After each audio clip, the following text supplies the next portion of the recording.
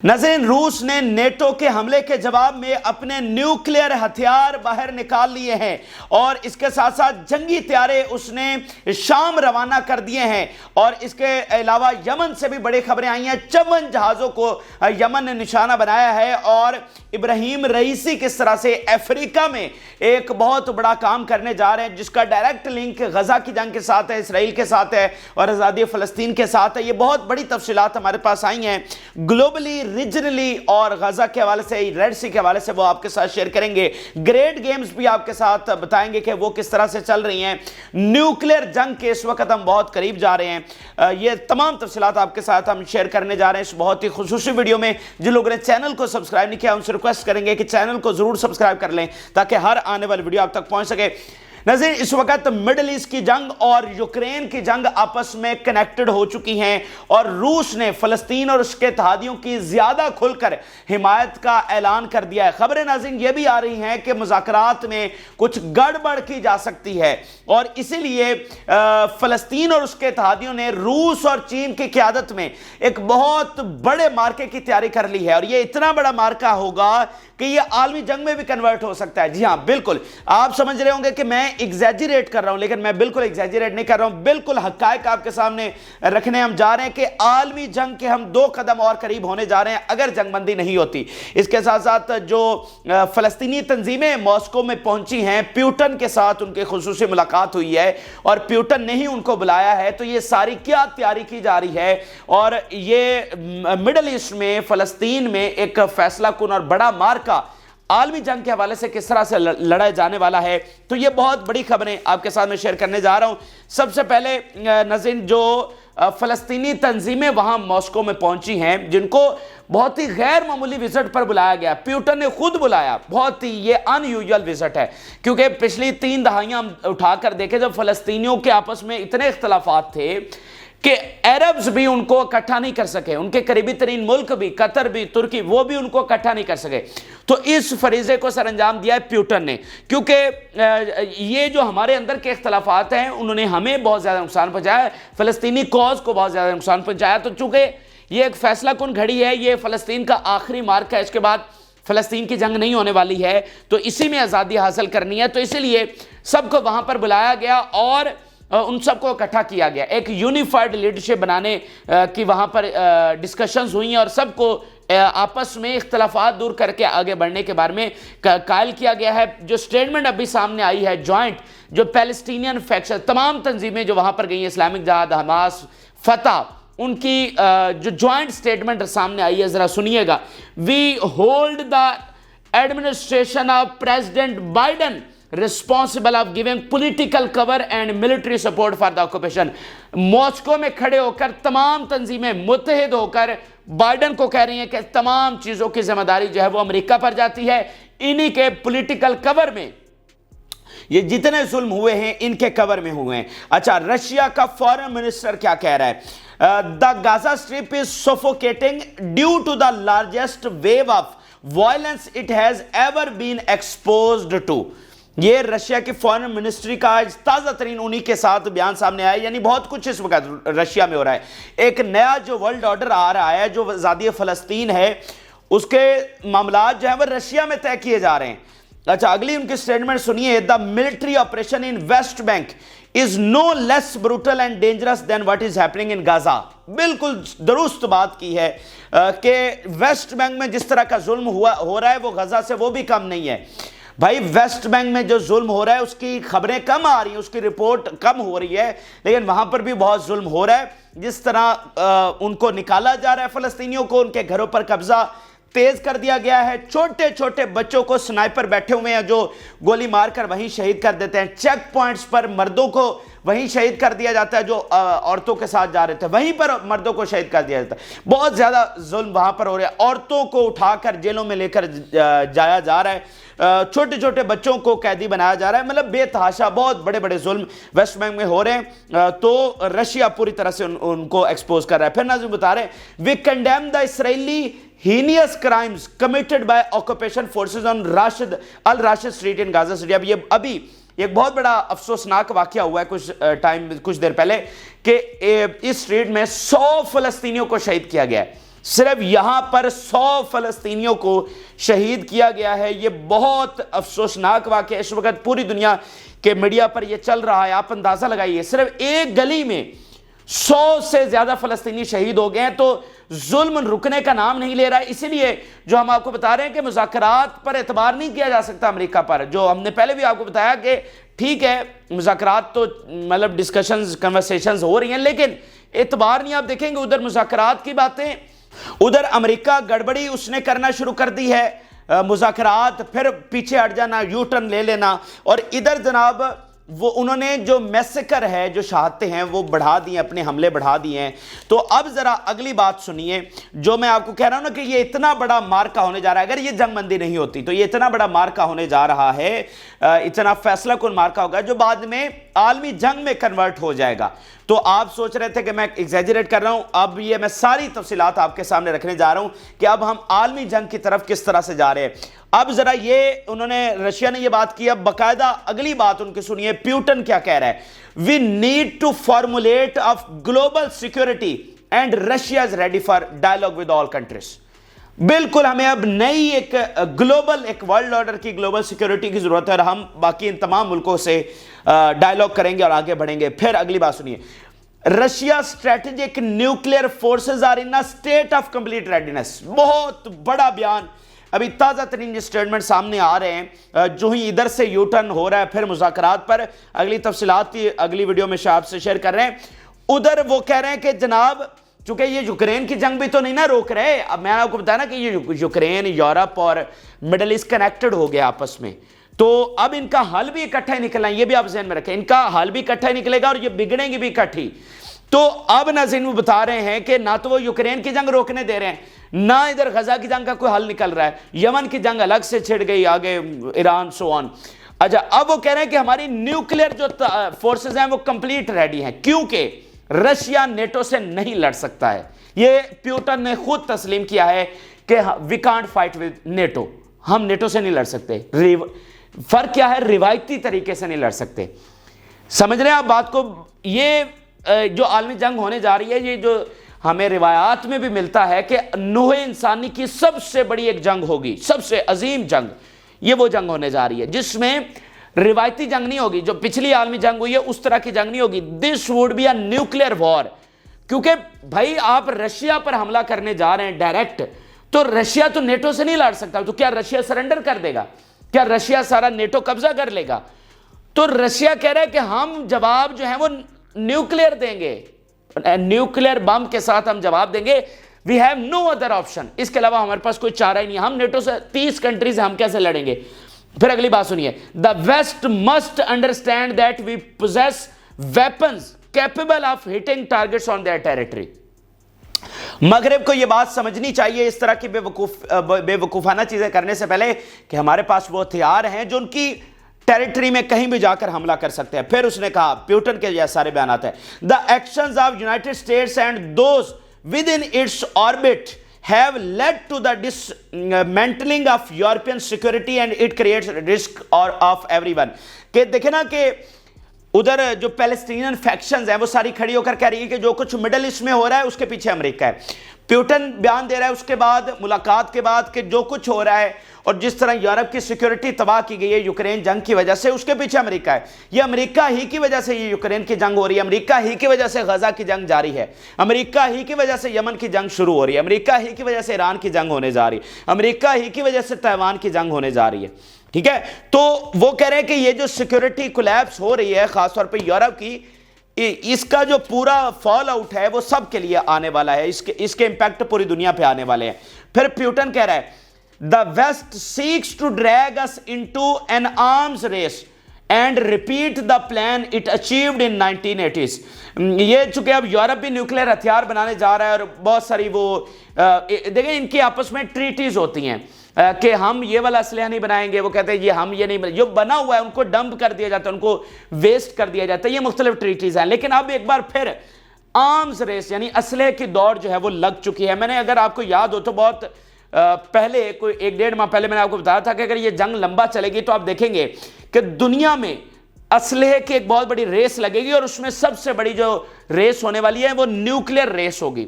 اس کے بعد دنیا کا ہر ملک نیوکلیر ویپن بنانے کے لیے جائے گا، کیونکہ ہم نے جو انٹرنیشنل ایک سیکیورٹی قائم تھی، جو ایک گلوبل آرڈر قائم تھا، جیسا بھی تھا لیکن ایک قائم تھا، لیکن اب وہ گلوبل آرڈر آپ نے توڑ دیا ہے غزہ جنگ کے ذریعے، تو پھر ہر ملک اپنی حفاظت کرنے کے لیے جائے گا، ہر ریاست سمجھے گی کہ ہمیں تو بچانے والا کوئی نہیں ہے، تو اس لیے ایک نیوکلیر ریس لگے گی، اور پیوٹن آپ دیکھیں کہ آج وہی کچھ ہونے جا رہا ہے۔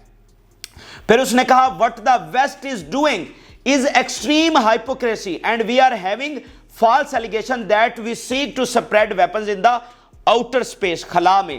اب یہ وہ پہلے بھی ایک تفصیلی ویڈیو ہم اس پر بنا چکے ہیں، اس وقت $95 بلین کا ایڈ پیکج وہ ادھر چلا ہوا ہے ان کے کانگریس میں، تو اس کے لیے ایک پورا بیانیہ گھڑا گیا، جناب یہ رشیا جو ہے وہ سپیس میں نیوکلیر ویپنز ڈپلائی کرنے جا رہا ہے، ٹھیک ہے، وہ ٹیکنالوجی ممکن ہے، وہ کام کر بھی رہے ہیں، لیکن یہ بات تو کلیئر تھی کہ یہ سارا جو پروپیگنڈا ہو رہا ہے یہ صرف اس ایڈ پیکج کو جو ہے نا پاس کروانے کے لیے ہو رہا ہے۔ تو آج پیوٹن نے اس پر کھل کر بات کر دی ہے۔ پھر اگلا سب سے امپورٹنٹ، بالکل دو ٹوک بیان میں آپ کے سامنے اب رکھنے جا رہا ہوں نیوکلیر جنگ کا، عالمی جنگ کا۔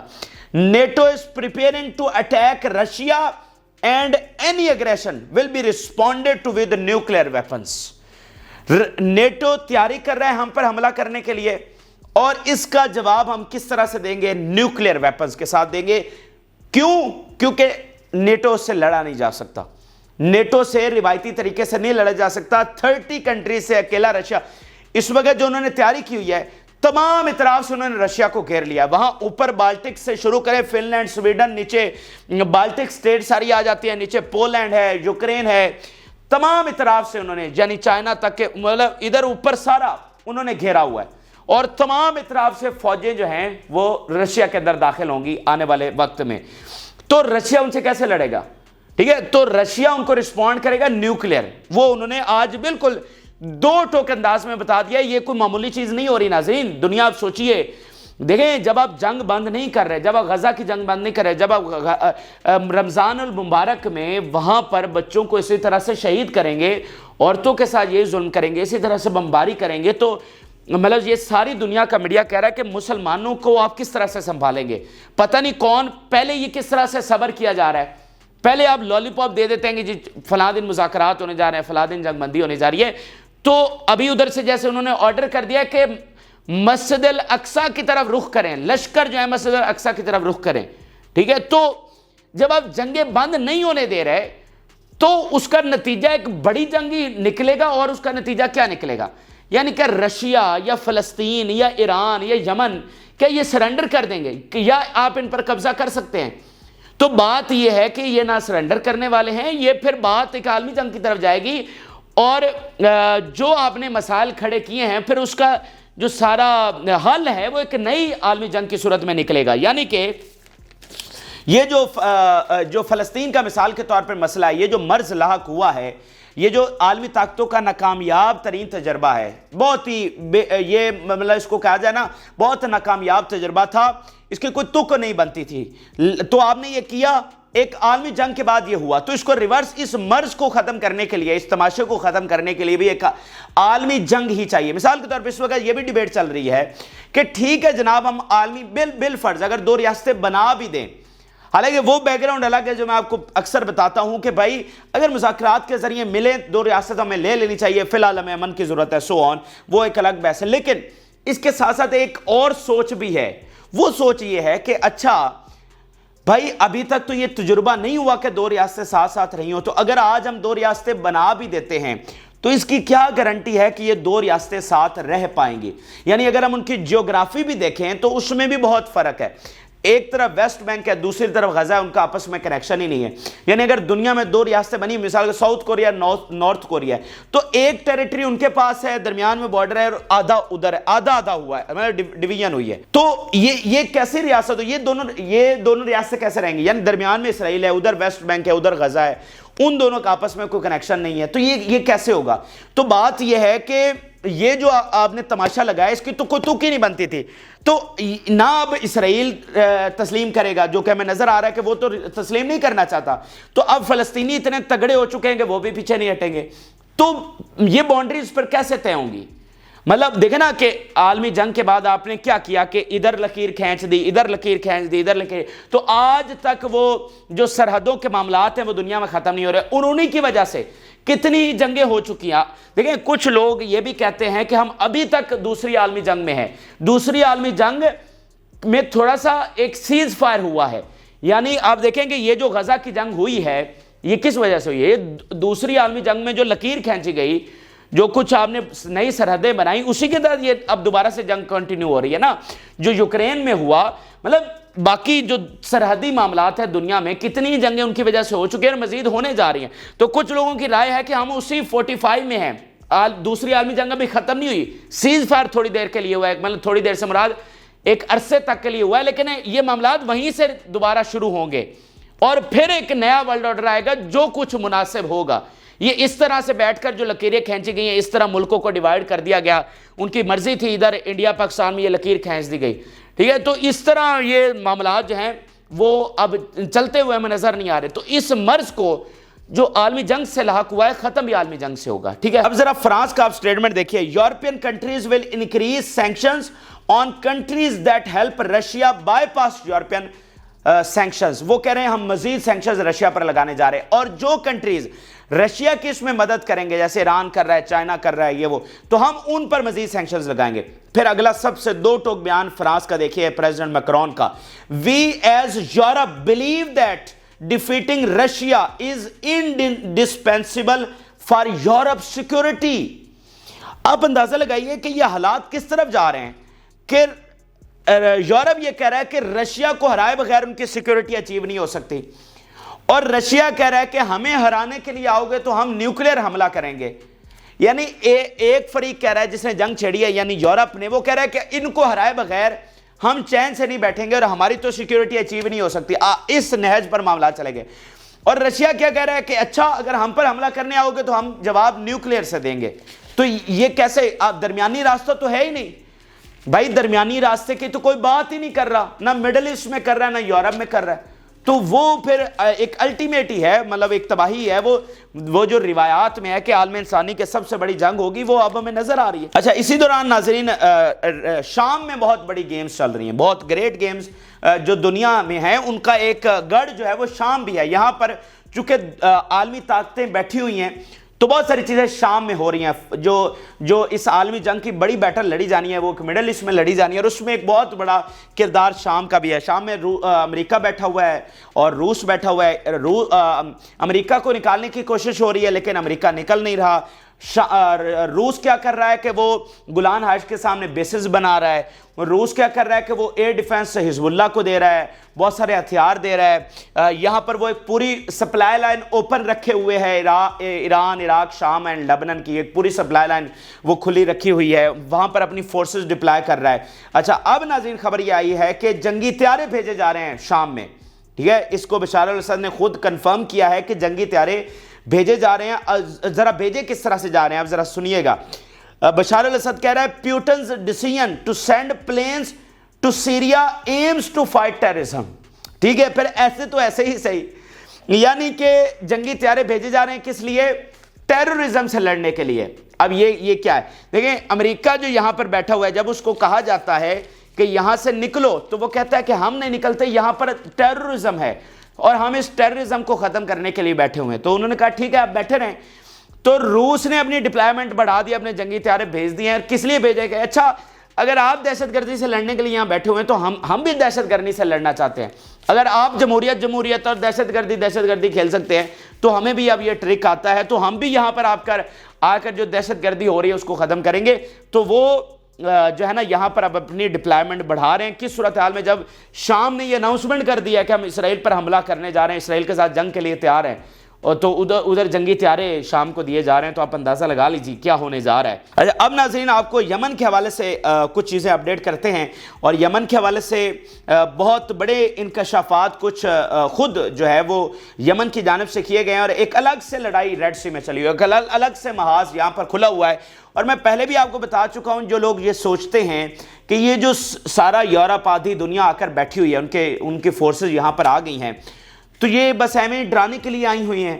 اور یہ ایسے ہی چلی جائیں گی واپس، یہ غزہ میں جنگ بندی ہو جائے گی تو یہ چلی جائیں گی واپس، تو ایسا نہیں ہے.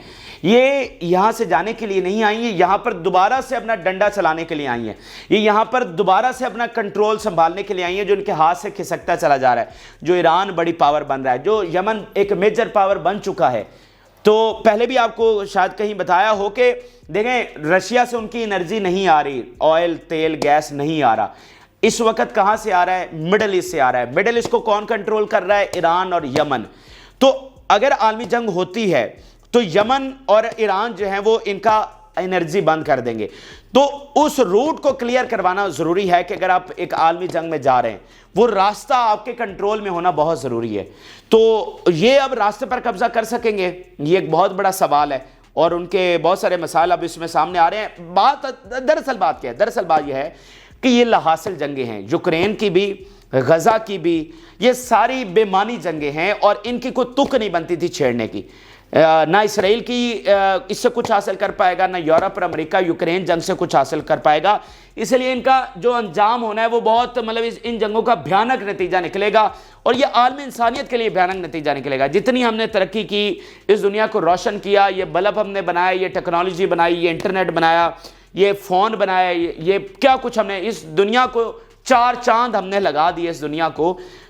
یہ اب ساری ترقی جو ہمیں ریورس ہوتی ہوئی نظر آ رہی ہے. جو خلا میں ہم نے ترقی کی وہاں پر نیوکلیر بم پھوڑے جا رہے ہیں. تو یہ نہ کچھ اچھا نہیں ہو رہا کیونکہ یہ لاحاصل جنگیں ہیں. اس لیے یہ جو مین میڈ یہ جنگیں ہیں ان کا بہت بھیانک، یہ اس طرح سے کوئی درمیانی حل، کوئی مذاکرات کے ذریعے معاملات حل ہوتے ہوئے نظر نہیں آ رہے. کیونکہ دیکھیں جنہوں نے جنگیں شروع کی ہیں نا ان کی کوئی امن کی خواہش ہی نہیں ہے. مطلب جنہوں نے یوکرین کی جنگ شروع کی ہے ان کی کوئی خواہش نہیں امن کی، جنہوں نے غزہ کی جنگ شروع کی ہے ان کے لیے کوئی خواہش نہیں ہے. تو جو ان کے مقاصد ہیں اس میں تباہی تباہی ہے. مطلب اگر یہ اسرائیل سوچتا ہے کہ وہ یہاں پر ہیکل سلیمانی بنا لے گا، دوبارہ سے نوع انسانی کو تسخیر کر لے گا، تو اس طرح کے عزائم لے کر جب آپ آج کل کی دنیا میں رہتے ہیں اور اس کو پورا کرنے کے لیے جاتے ہیں تو پھر تو تباہی آنی ہے. اور پر کیا ہو سکتا ہے ناظرین؟ تو یمن ناظرین یہ بتا رہا ہے کہ انہوں نے 54 بہت بڑی تعداد 54 جہازوں کو نشانہ بنایا ہے ان دا پاسٹ ڈیز. آپ اندازہ لگائیے اربوں کا خربوں کا نقصان ہوا ہے، جہاز غرق کیے گئے ہیں 54. پھر انہوں نے بتایا کہ 384 ڈرونز جو ہیں وہ ہم نے فائر کیے ہیں، جن میں سے بہت سارے ایسے تھے جن کو تباہ کیا گیا. اور ان کو تباہ کرنے کے لیے بھی ایک جو اینٹی میزائل فائر کیا جاتا ہے اس کی قیمت $2 ملین ہے. تو 384 ڈرونز انہوں نے فائر کیے ہیں. بہت سارے ٹکرائے، بہت سارے نہیں ٹکرا سکے، بہت سارے تباہ ہو گئے، کچھ جو ہے وہ جا کر پانیوں میں گرے. لیکن یہ ایک بہت بڑے نمبرز ہیں جو انہوں نے بتائے ہیں. اٹس مین کہ آگے جو آنے والا وقت ہے اس میں یہ جب ہزاروں کی تعداد میں ڈرونز آئیں گے تو وہ کتنے جہازوں کو نشانہ بنائیں گے. 54 کو تو صرف پچھلے چند دنوں میں وہ نشانہ بنا چکے ہیں. بہرحال یہ اس وقت کی تفصیلات ہیں.